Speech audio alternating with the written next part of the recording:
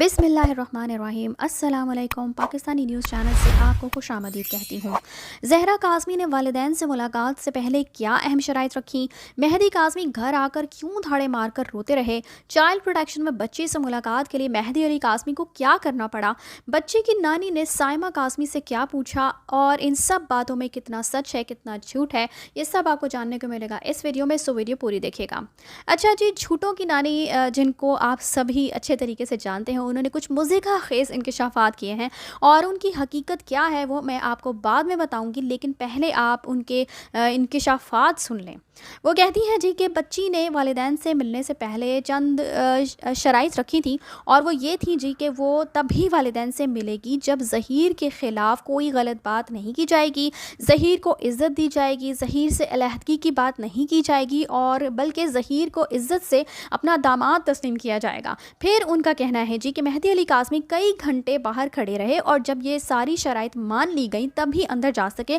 तो अब इन सब मुज़ीका ख़ेज़ बातों को सुनकर मेरे दिल में एक ख़याल आया कि बच्ची ने ये क्यों नहीं कहा कि ज़हीर को साथ क्यों नहीं लाए, वो आएगा तो ही मिलूंगी, वरना इन अदाकारा के मुताबिक वो ज़हीर के बगैर दीवारें फलांगने लग जाती है और पता नहीं क्या क्या ऊट पटांग हरकतें करने लग जाती है।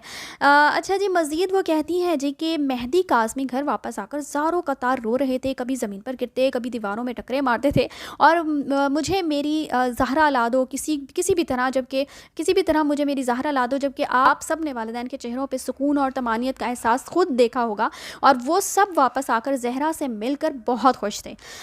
इसके अलावा जी फिर इन जाली करीना कपूर का कहना है कि जी मेरे उनके हमसायों से ताल्लुकात हैं, उन्होंने बताया कि उनके घर पे कोई मजलिस है, तो इनका यही हाल है कि जाली हमसाए जाली मजालिस बना लाती हैं जिसमें से इनके मुताबिक इनको कोई सीक्रेट कॉल करवा देता है और ये जो है वो मेहदी अली काज़मी के घर की बातें जो है वो उनकी सुनगुन लेती हैं। तो ज़राए ने कंफर्म किया है जी कि ऐसी कोई मजलिस जो है वो मेहदी अली काज़मी के घर पर नहीं हो रही थी।